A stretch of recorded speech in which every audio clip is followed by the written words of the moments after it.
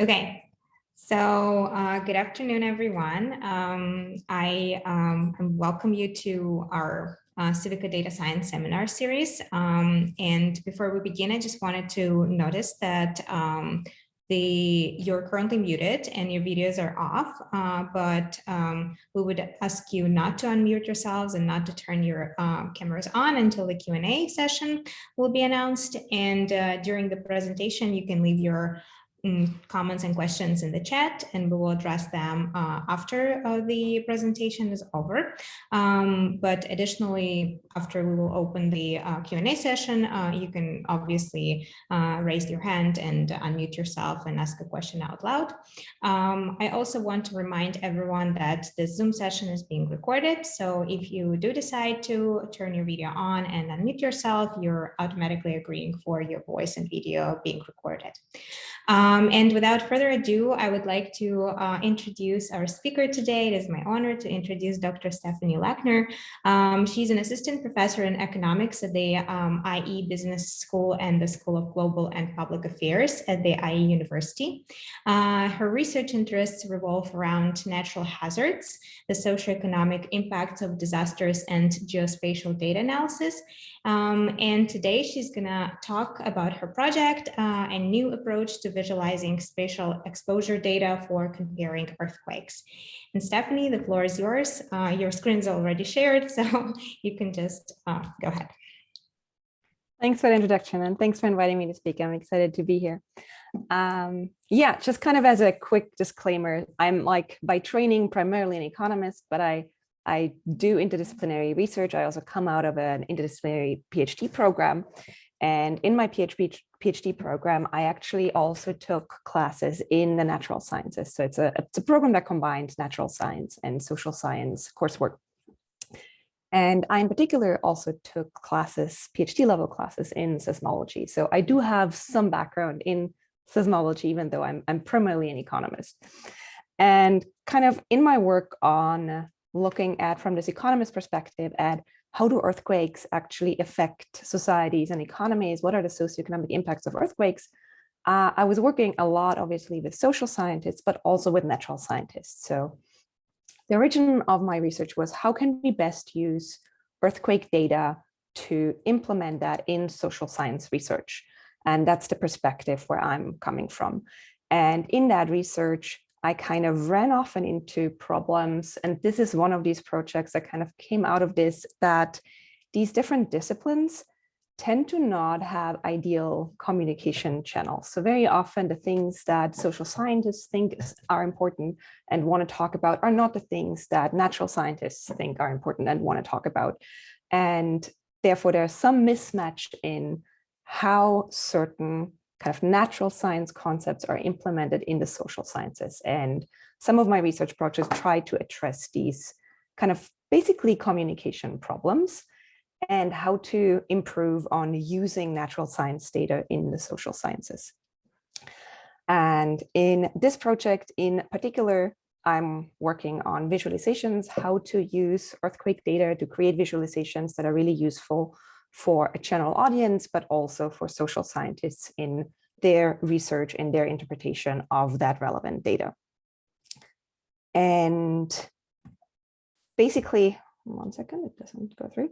So basically, in a way, it can be thought as a methods paper of how to transform the data, how to create these visualizations that I believe would be helpful to kind of clear up certain misconceptions about earthquakes and earthquake data interpretation.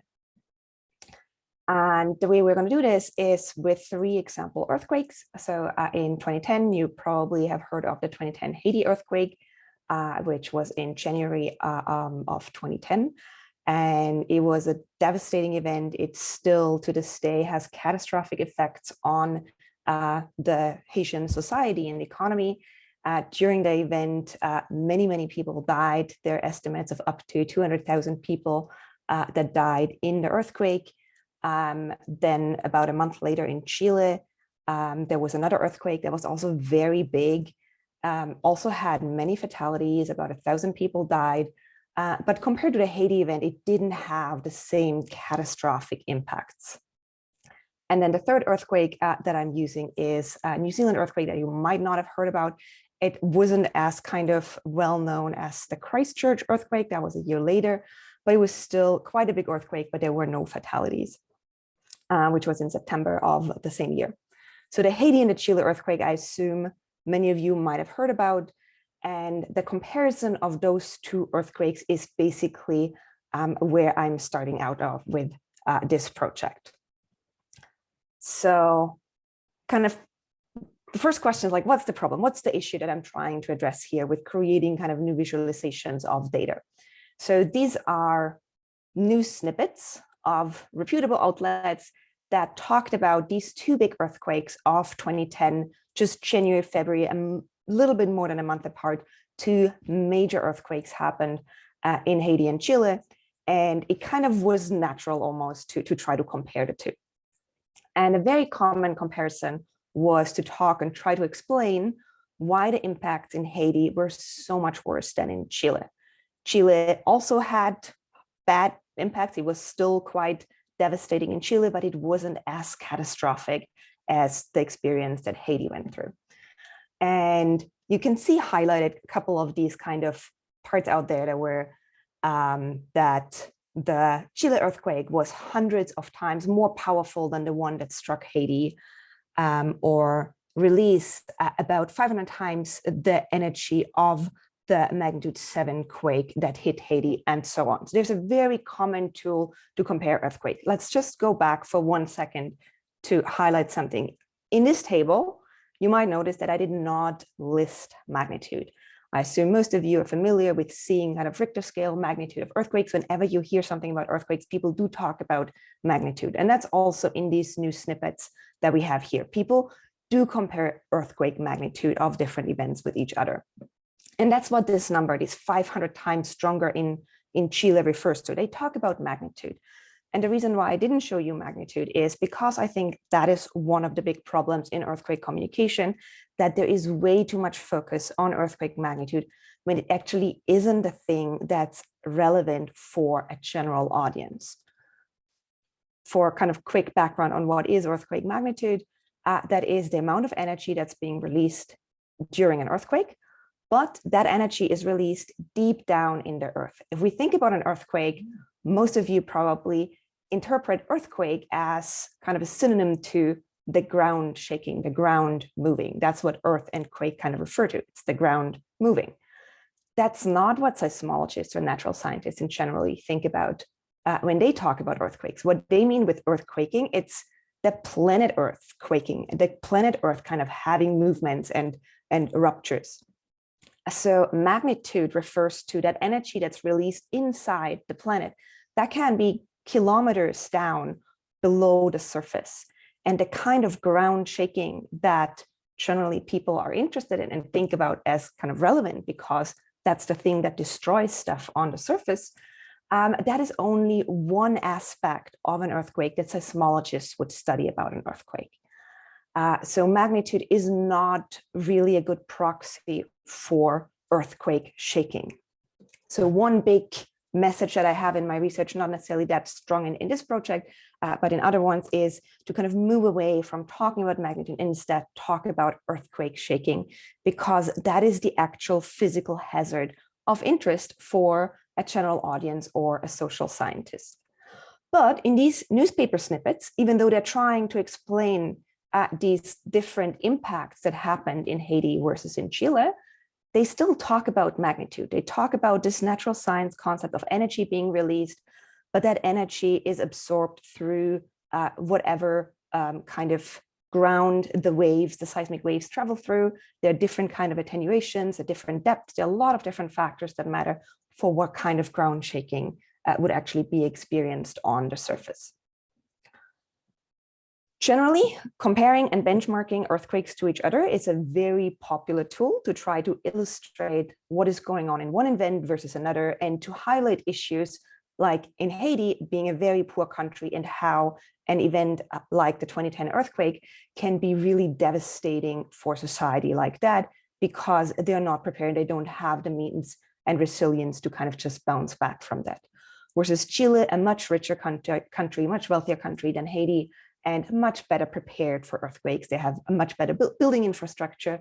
And one big argument that kept coming up was the fact that Chile was so much better prepared than Haiti, and that was part of the reason why they fared so much better. But if we just focus on magnitude, this 500 times stronger event, we're actually kind of misreading the situation of what's happening here. And that's what I'm trying to show with my work here. So we want to compare earthquakes because we can learn from one event compared to another. There are lessons learned in there. And people in these comparisons that they make in here, they make very correct statements, but they can convey the wrong message to a general public or to social scientists, like focusing on the difference in the strength of magnitude. Despite kind of the small problem that comparing a magnitude, for example, here of 7 in the case of Haiti and 8.8 in the case of Chile is not for everyone easy to understand why that means a 500 times difference in actually energy release, because it is a magnitude scale. But besides that, also just generally the energy released in an event is not the crucial fact. The crucial thing is the shaking on the surface. So let's go deeper into one of these articles. Here's a paragraph that actually does try to talk about surface shaking. So it starts out with the question, why didn't the earthquake, the Chile earthquake here, do 500 times more damage than in Haiti? And then there are 3 paragraphs. I'm quickly going to go through them to just highlight what's happening. Big earthquakes affect larger areas than smaller ones, but don't necessarily knock down more buildings. That is partly because subduction zone earthquakes occur offshore and the strength of the shaking diminishes quickly with distance, so says Seth Stein, a geophysicist at Northwestern University. A large earthquake close by does more damage than a huge one a little further away. And the Haiti earthquake was relatively shallow, whereas the Chilean one was deep. Just as damage reduces with horizontal distance from the fall, it also attenuates with vertical distance, as Scott Ashford, head of the School of Civil and Construction Engineering at the Oregon State University in Corvallis. Another factor is the speed of the ground shaking. Giant earthquakes, says Okal, tend to put much of the extra energy into slower long period vibration rather than adding to the strength of the 1 Hz frequency vibrations most effective at knocking down walls. You get a kind of saturation, he says. A larger area is affected, but the intensity does not necessarily grow. I don't know how that is for you, but I took PhD level seismology classes. This is painful to go through. This is not easy to understand. This is kind of giving extra natural science information that is very interesting in general. It is very relevant for seismologists and certain other disciplines in the natural sciences. It's not actually what seems to help us to understand the original question of why didn't do the Chile earthquake 500 times more damage than the one in Haiti? I'm kind of like really amused whenever I see these articles, how they're trying to pose this social question of trying to explain damages, but then they interview natural scientists who obviously give a natural science explanation, and they explain the details of their own expertise, where they know a lot of things and they can explain these subtle differences between different events. So essentially what they're trying to explain here is why the shaking in one event was different than the other. But what we actually do want to know is how it was different. And that is something that is usually not explained, but really relevant for interpreting the difference then in impacts. Just to help you a little bit kind of somewhat make sense of what I just went through, kind of a quick earthquake 101. An earthquake starts at the hypocenter. I don't know if you can see my pointer. Can you see my mouse or not? Yes, we can. Okay, good. So an earthquake starts at the hypocenter, somewhere deep underneath the ground. And then there's a general rupture area where the fall, where you have 2 tectonic plates that move. So this rupture area is what's moving.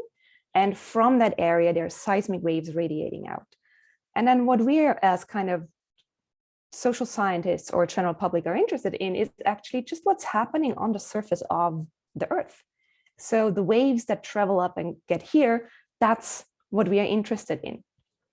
So the depth of the hypocenter really matters, because the further the waves travel, the more they kind of lose strength. How deep is an earthquake matters for how strong of a shaking we have. What kind of soil it goes through matters for also how it attenuates, how it loses strength. The position of the epicenter is just a projection to the surface, depending on the angle of the fault. That can actually be a little bit off where we have the strongest shaking. So if you see here, the strongest shaking is a little bit to the side of the epicenter actually in this illustration. We have a fault surface trace. That's just where that particular fault touches the surface. That doesn't mean that the earthquake is happening straight underneath the fault surface trace.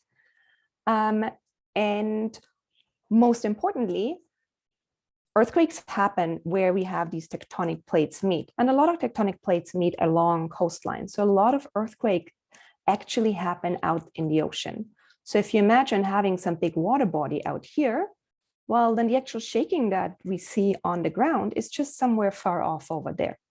So depending on the location of the epicenter, if that falls kind of in the ocean, in a water body, the actual shaking experienced on land that people would observe can be much weaker. And that's, for example, also what they talk about for the Chile event, where the strong area would have been kind of out in the ocean, but that there was the ocean, so that didn't actually bother anyone.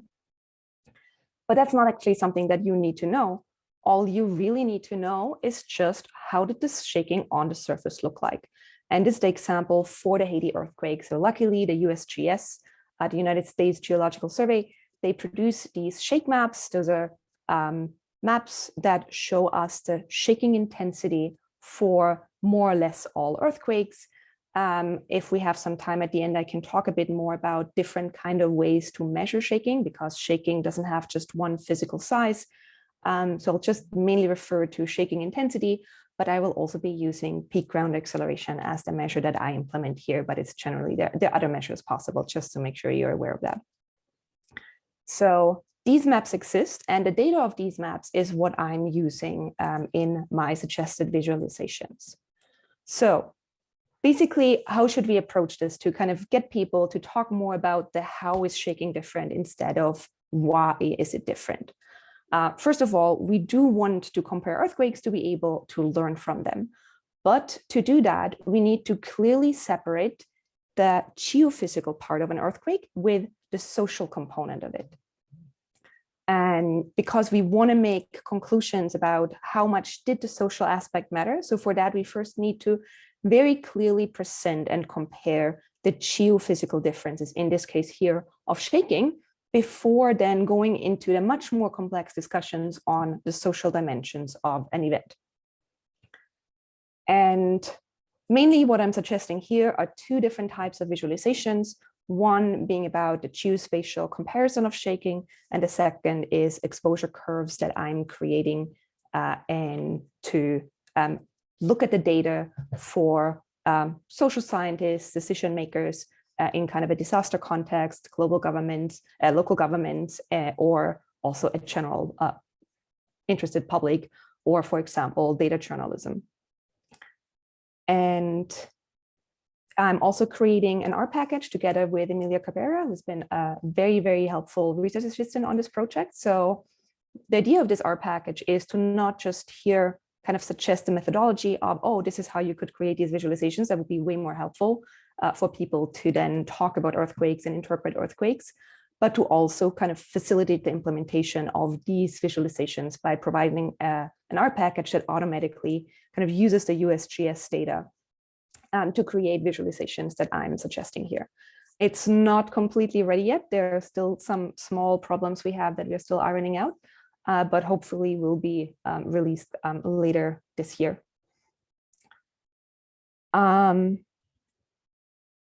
So the first kind of suggestion that I have that sounds very extremely simplistic and is this surprisingly kind of magic tool that no one has ever used yet, which is just putting the shakes maps next to each other. So if we want to compare, in this case, the Chile and Haiti event, for example, why not just put the two maps next to each other, also the New Zealand map?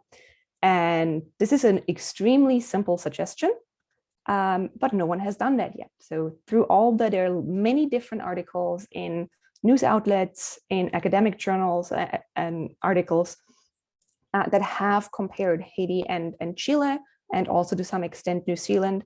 But I've not found a single instance where someone has actually tried to put the shake maps of these events next to each other to kind of have a visual comparison of what actually happened there. Some of them have used one shake map if they're mainly about one event, and then just compared somewhat with the other one. They put in one shake map, but I've never seen two or more shake maps, not just for the Chile and Haiti comparison, but also in general. That is something that seems obvious, but people are not doing it. So the question is, why are they not doing that? It seems like it should be obvious. I'm sure it has occurred to many people to want to do that. And I'm fairly certain that the reason why they haven't done that is because as we kind of put them here together, those are the ready-made shake maps that you can download from the USGS website. I think now they look a little bit different, but this is when I downloaded them. And the thing that comes apparent when we look at that, kind of seems like maybe the New Zealand earthquake could have actually been the kind of biggest one, just looking at the colors and the size.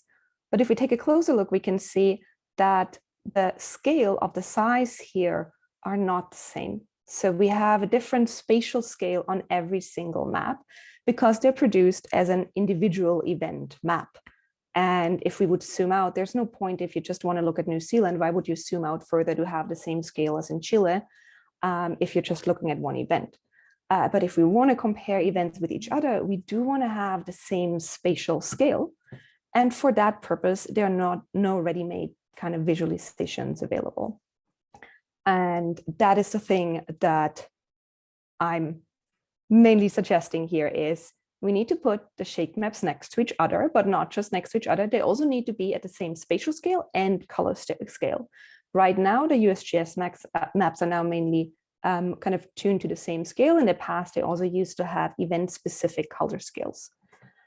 So that has been fixed now through the USGS website, but still the spatial scale doesn't match up. And it wouldn't make sense for them to standardize it to always be at the same level, because if you just want to look at one event, you could, like for Chile, that would be a really big image if you don't want to kind of decrease the size of New Zealand drastically.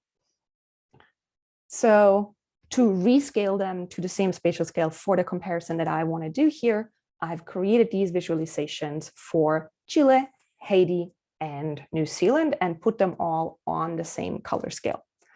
And that now kind of really helps us to start really think about this difference in how was the shaking different from one event to another. So in Haiti, we can see we have clearly the strongest shaking here, the very intense yellow color in this area, which also actually happens to be Port-au-Prince, where the city's capital was. So that's part of why there was so much destruction happening, because the strongest shaking was in very densely populated area. But in Chile, we can see there's fairly strong shaking in a very big area. That is huge compared to the spatial size of Haiti or New Zealand. So in terms of spatial extent, clearly Chile was the biggest. But in terms of shaking intensity, Haiti was the biggest. And then New Zealand had kind of stronger maximum shaking intensity than Chile, but spatially it was smaller than the two others. So that's the first kind of simple suggestion. Let's just look at the maps at an appropriate spatial scale and color scale that allows us to compare them with each other. Some of you might notice, because we're creating this R package, that those are not actually our visualizations. Those visualizations have been done in MATLAB. So that was the first kind of version of the code. We are now rewriting the code to be in R, and I'll just show you. This is the visualization that we have for Haiti, where we also made sure to use a color scale that kind of really matches up with what we want to have kind of the blue background for the sea around.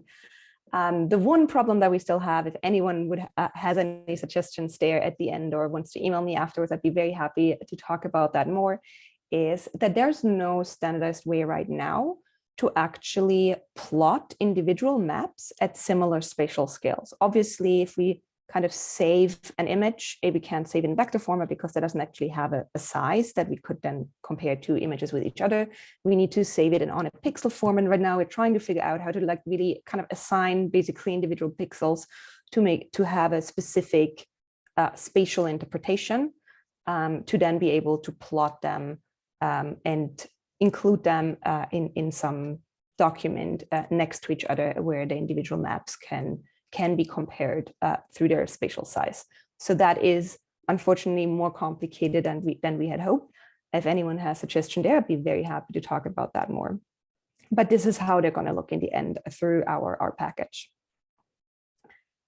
And kind of thinking back of these comparisons of the different maps, that helps a lot. This is really good for a general audience, for people that might live in earthquake-prone areas to think about earthquakes. If we want to dive deeper into, okay, which one was stronger now? How can we define one event being stronger or weaker than another in terms of pure shaking? It actually helps if we remove that spatial component and just look at the individual data points. So to remove the spatial component, I define what I call the area point exposure. So it's the area that is exposed to a specific shaking level S. So we're just adding up all the different areas that the size of the areas in square kilometers that have the particular level of shaking S. And that is our area point exposure. We can then plot that. So what we have here on the x-axis is our shaking level, the shaking intensity, here measured in peak ground acceleration in %g, so percent of the gravitational force. And on the y-axis is it's a log scale for the area exposed in square kilometers to that particular level of shaking. And if we do that, we can clearly see, if we compare New Zealand and Haiti, that for any particular level of shaking, New Zealand had less area exposed to that level of shaking than Haiti had. So here it's actually fairly easy. We can say that Haiti was a stronger event than New Zealand in terms of shaking. If we look at Chile, it gets much more complicated. For the lower values, it had more area exposed, but then at the higher values here, it has less area, and then it kind of really doesn't have any area exposed to these extremely high shaking values where Haiti still has quite some relevant spatial exposure. That's the first way to look at that. But to then interpret the data in a kind of, I think, more convenient way is to not just look at the area point exposure, but to use exposure curves. The idea is we don't just want to know at any particular level of shaking how much area was exposed to that level, but we want to know how much area was exposed to that level or higher. Maybe we don't really care that much about how intense in particular it was. Maybe if we say a shaking level here of 60 is where it's really strong, and anything above that, anything kind of gets decimated anyways. So, which is not really true, but we see kind of intense damages in that area, definitely. But we just want to know how much area was exposed to that level or stronger. So we can calculate that as our exposure curves. You can think of that as like the integral of the surface area underneath these curves here from the right. Or here, the shaking exposure curves is the area exposed to a specific level of shaking or higher than that. And if we plot that, we have the shaking exposure curve here, which is smooth. It's a monotonous function because we don't have we can kind of reduce the area if we keep kind of lowering the shaking level that we're interested in. So here now, this is what I think gives the most convenient way to actually visualize the data for someone to interpret what has been happening in two events compared to each other. So you can clearly see, again, the maximum shaking of the three different events, where Haiti had the strongest maximum shaking, then New Zealand, then Chile. And as we decrease the shaking level threshold for quite some time here, Haiti keeps having the most area exposed. But then at about 60% G is where Chile starts to take over. So if we're kind of just using a threshold of 60% G, then that's where Haiti and Chile had more or less the same amount of area exposed to strong shaking. If we say we just want to know kind of any shaking level above 30, for example, then Chile had the most area exposed to a shaking of 30 or higher of those 3 events. Depending on what in particular you're interested in, you might want to be interested in different thresholds. It depends on the different types of buildings, what kind of shaking levels would cause what kind of damage. And we can now define here that one event A is stronger in terms of shaking than another event B if the shaking exposure curve A is weakly greater than the exposure curve B, and for at least one shaking level X, it's strictly greater. So a comparison that we couldn't do from just looking at the shake maps next to each other. With these graphs, we can fairly easily visually inspect them and say if one event was stronger in terms of shaking than another one.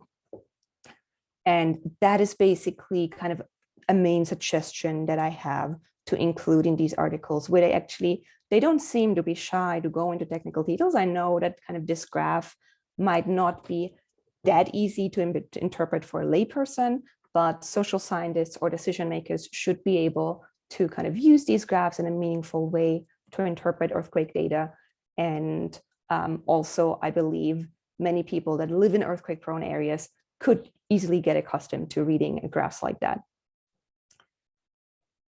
If we want to look at kind of other ways to potentially remove kind of the shaking component, we could instead use something like the average shaking by area. So we could use the average shaking in the strongest, for example, 100 square kilometers, 1,000 square kilometers, and so on. And but the problem there is that it doesn't allow for an easy translation into a population measure. So far, this is just purely a geophysical measure that allows us to compare shaking. But now the next step is we actually want to look at population exposure. We're not just interested in area exposure. So one big difference that often came up between Chile and Haiti was that Haiti was really hit in the most populated area of the country. That's where the strongest shaking happened. So large damage does happen where the social exposure and the strong shaking do overlap. And to kind of look at that, we need to combine shaking data with population data. And the data that I'm using here and that I'll include in the R package to kind of for the automated generation is the gridded population data of the global population of the world, the GPW data by season. And the first way we can visually compare it is to use a bivariate chloroplast map. So we have down here the legend where we have population as kind of on the blue scale from kind of a light blue to a darker blue, and shaking intensity is on the red scale from kind of white to a darker red. And if something is exposed to both of them, then it ends up kind of being in this purple area. And that's where we can see here for Haiti, this really dark purple area where both shaking and population were really high. That is one way to visualize that.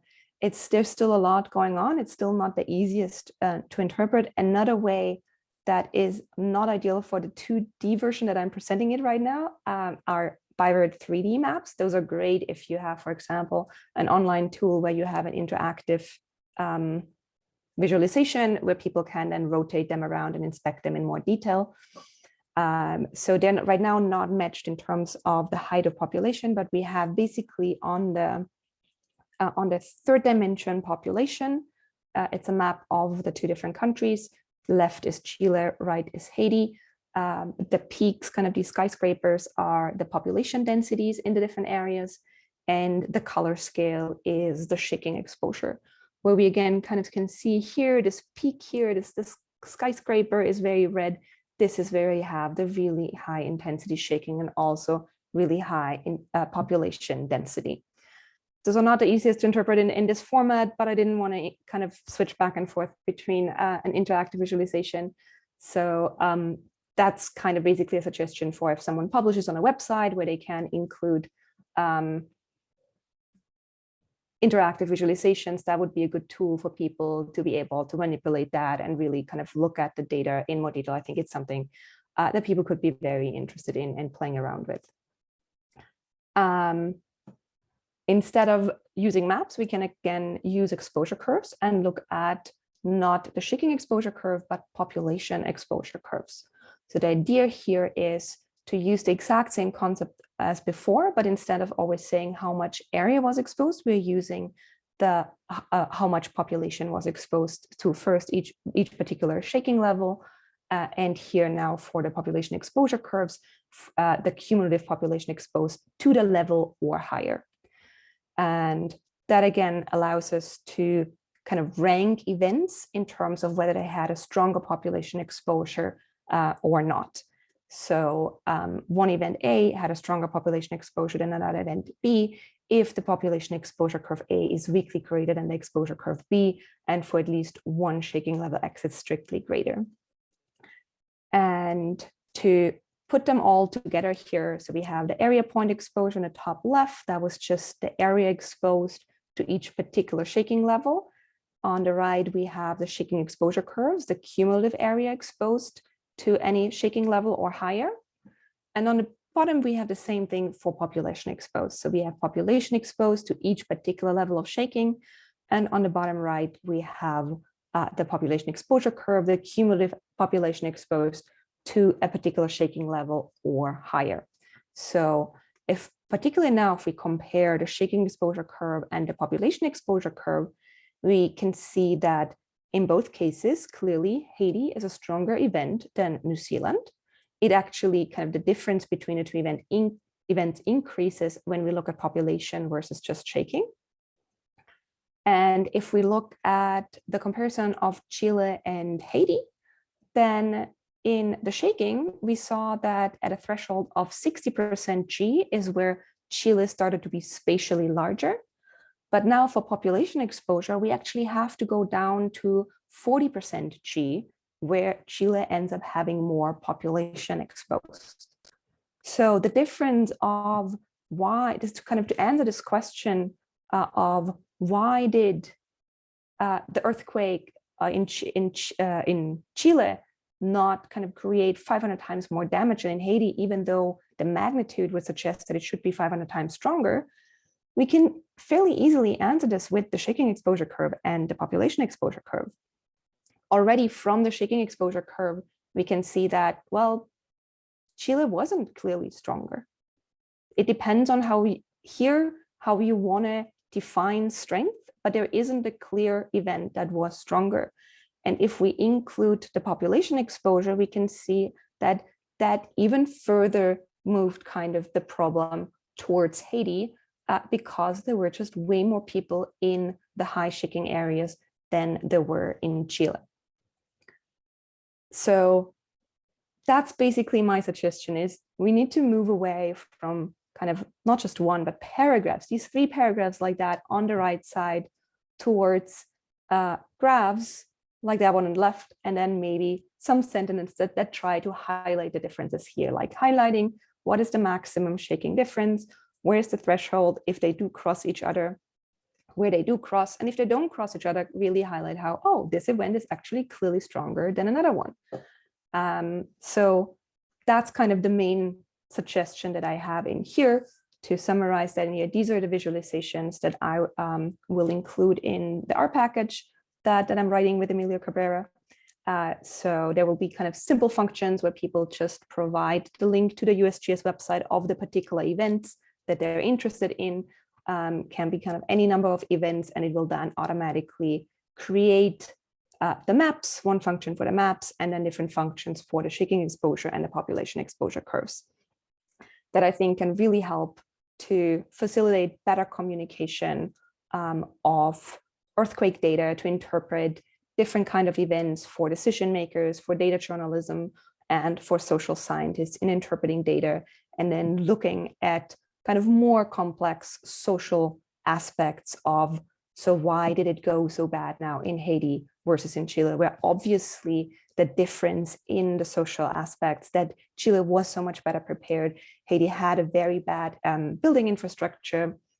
There were many problems in the response to the earthquake. It was very unorganized. There was a lot of corruption, very problematic also NGO involvement that didn't kind of allow sometimes to have local people employed versus they kept kind of bringing their own people from outside. There were many things that went wrong in the response, and that is very important to learn, but we can only learn clear messages about these social dynamics if the natural science side is actually communicated well, and we know what that natural science difference actually is, to then say, okay, for that difference, Haiti, it's not that surprising anymore that Haiti was doing so much worse than Chile.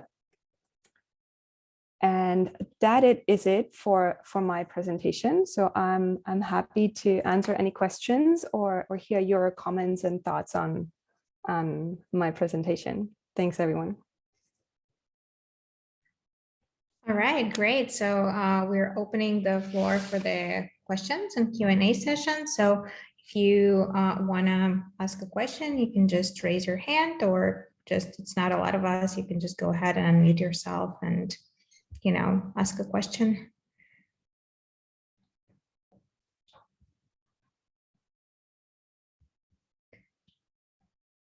Erica. Yes.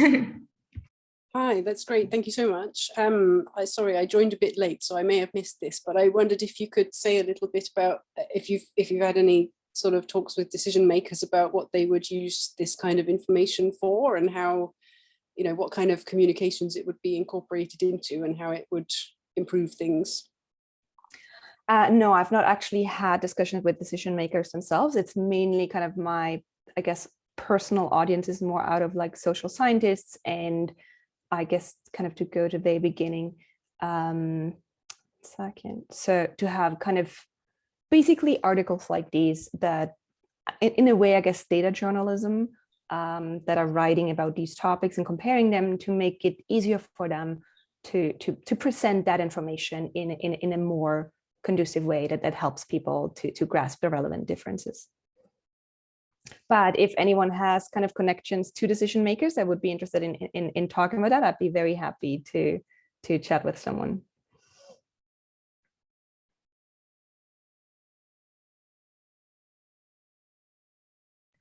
Well, I'm going to abuse the hosting spot, and then I'm going to ask a couple questions, if I may. One is kind of sort of conceptual, I guess.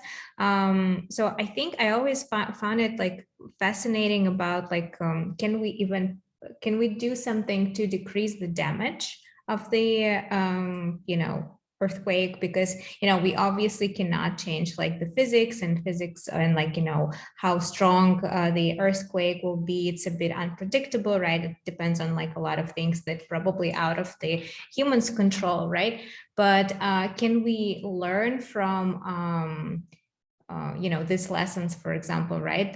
What actually strength mean of the earthquake, and how we actually measure damage of the earthquake for, you know, kind of prevention lessons. So, for example, do not build buildings in this, like tall buildings in this area, because it might cause a lot of damage potentially, and things like that. So I know like a little bit that, you know, for example, I don't know, San Francisco Bay Area, they don't have a lot of, you know, something in this particular area because it's very risky because there might be an earthquake. But why other places don't learn from these lessons if they like potentially know that, you know, there might be something very damaging going on? Yeah, so there are many aspects to this question, or I guess my answer. Obviously, like earthquake engineers know that very well of how to assess the risk. That's where like all this information about a particular fall, like all these details that I'm like saying social scientists don't need to know. Earthquake engineers totally need to know that, for example. And they're very good in assessing different risk zones and kind of know how to build buildings that can withstand what kind of strengths and so on. However, building buildings in an earthquake-safe way can be very expensive. So that's not something that any country can afford. Also, like the case in Haiti, the fault that did rupture in Haiti, for example, was not really known before. And the reason for that is that Haiti is not the most earthquake-prone country, and it wasn't really a focus of, let's say, international kind of seismology efforts to map Haiti faults in great detail before that event happened. This has happened now. And Haiti's not rich enough to have its own kind of well-funded seismology institutes that just do it out of the, well, there might be something going on, which, for example, in a country like the US, is very well studied because they do have the funds of detecting fault zones and so on.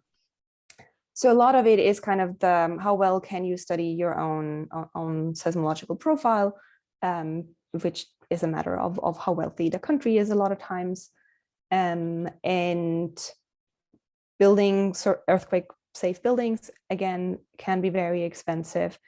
There are different like ways how that in terms of a larger social science aspect can matter, how that could help to learn, is if we think about measures that are more kind of wide set, like if you have a new law, for example, if you implement something like, for example, in Japan, you have earthquake warnings, you can have very short-term earthquake warnings, like a couple of minutes or even seconds.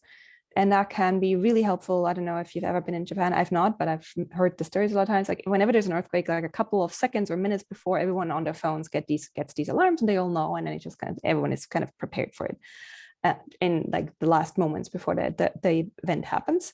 And also, what they do is they slow down high-speed trains and they shut off gas lines, which can prevent the big damages. This warning is not enough to like do some major evacuations or something, but it's enough to save crucial infrastructure.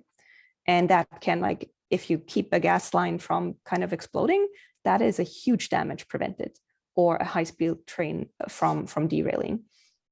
And these measures are very effective, but also again very expensive. But if you would say you implement something like that new, you could do a study where if you have kind of a more widespread implementation, you could do a study exactly through these methods by using objective exogenous natural hazard data from the shaking, and compare that to, once you have the implementation of that, before and after, kind of like a definitive study of how that changes damages that you observe over time. So that can help us to really assess the specific value that is saved from measures like that. I guess that's kind of the way that I would suggest and want to suggest people to use that kind of data. Instead of, because right now a lot of social science research does actually use damage data already. They measure the size of an event by how much was destroyed, but the amount that was destroyed is endogenous already to the kind of infrastructure, to the kind of society you're exposed to. So that also then matters for kind of long-term effects and stuff like that. Yeah, that's exactly was my other question, like how, because it's like so endogenous basically on like the development of the place. Yeah, very interesting. Well, thank you so much for responding to my question. I have another one, but I'll hold it because we have one in the chat from Anastasia. Thank you for your presentation. Are there other earthquake event spares that you would be interested in investigating?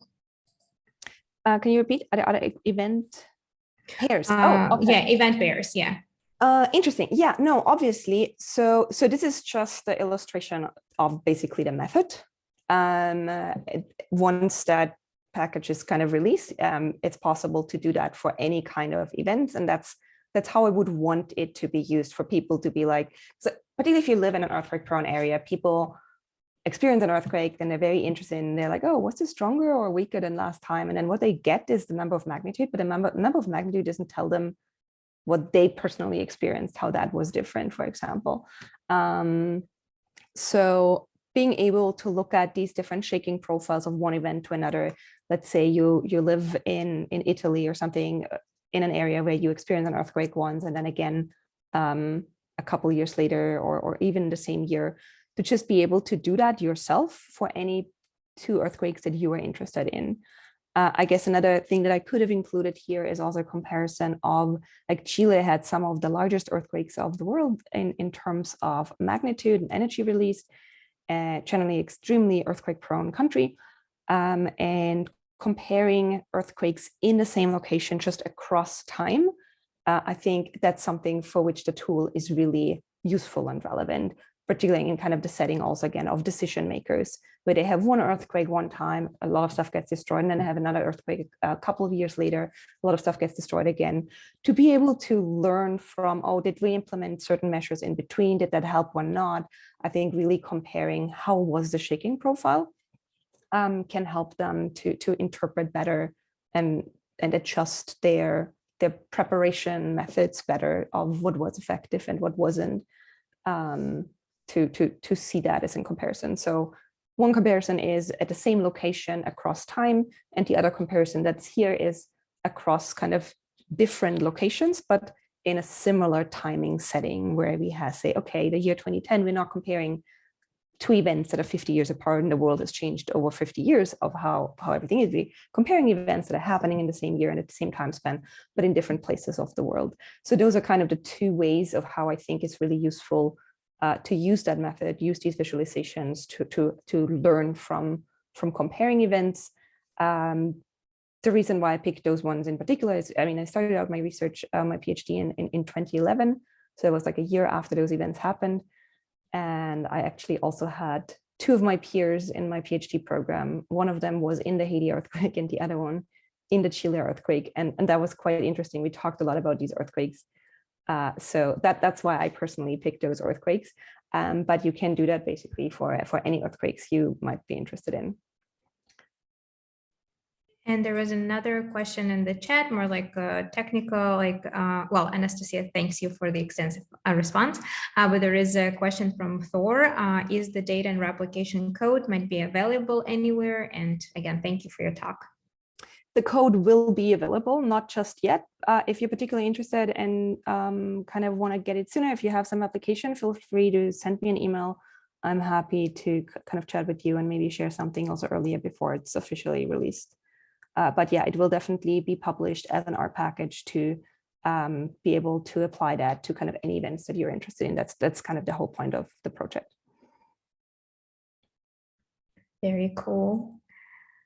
Okay. Well, I'm going to use the couple minutes before anyone maybe writes another question in the chat. I had another more technical question about, you said that it's hard to compare like two maps between each other because and maybe I'm misunderstanding, but is it because the kind of zooming is different in a sense, like Haiti is so small and like, for example, Chile is like so large and the area is much bigger.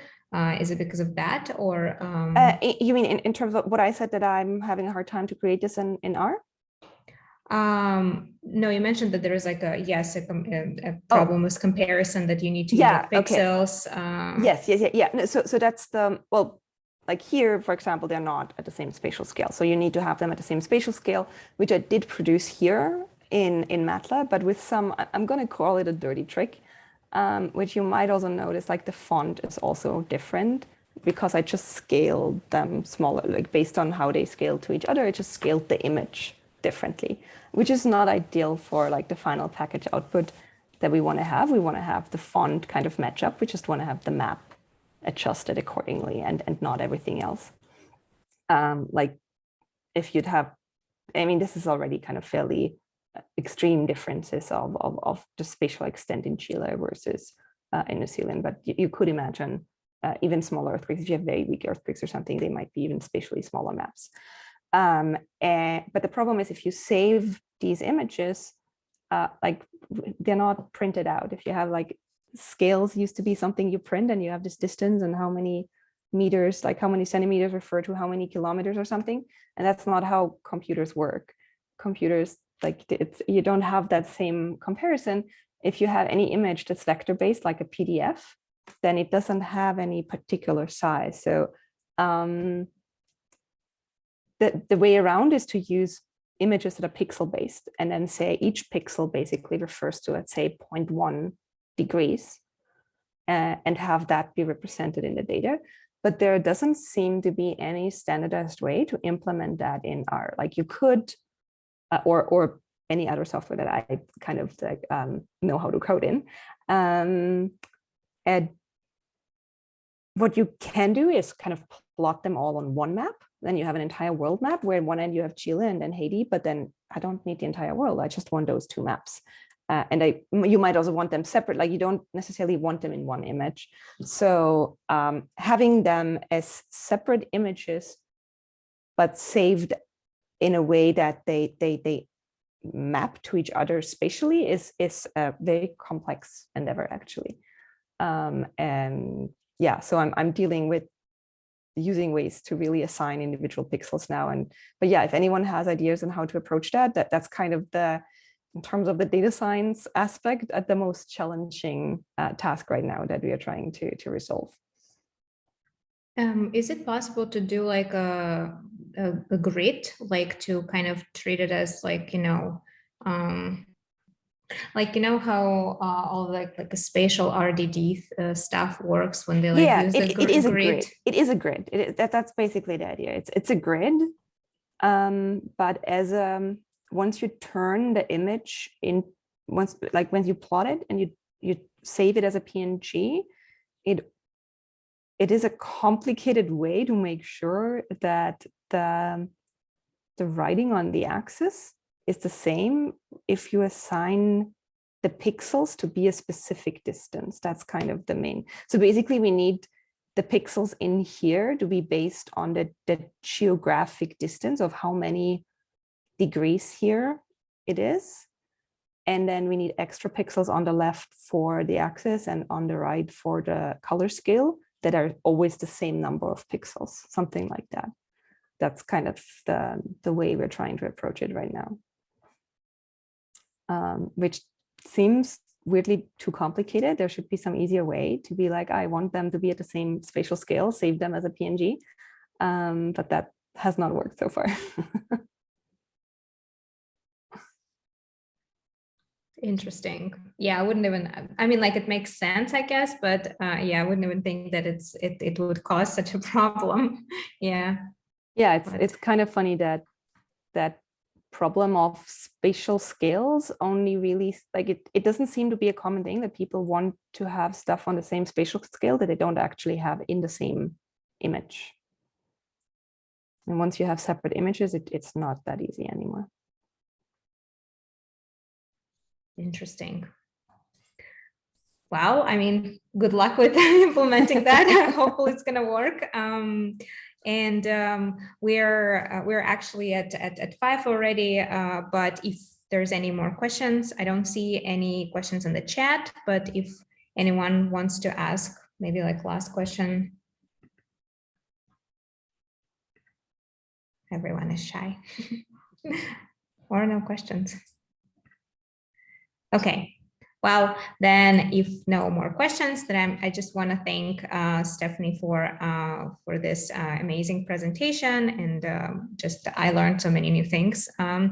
But people thanking you in the chat as well, and I saw like applause from people in the grid. Yes, thank you so much for presenting at our seminar series, and I just want to say to everyone, please follow us, sign up for the newsletter, and please keep an eye on our future seminars. But yeah, thank you so much, everyone. Thank you. And if anyone wants to chat, feel free to reach out. Here's my email. If anyone wants to talk more. It was great to be here. Thanks for your questions. Thank you so much, Stephanie. Thank you.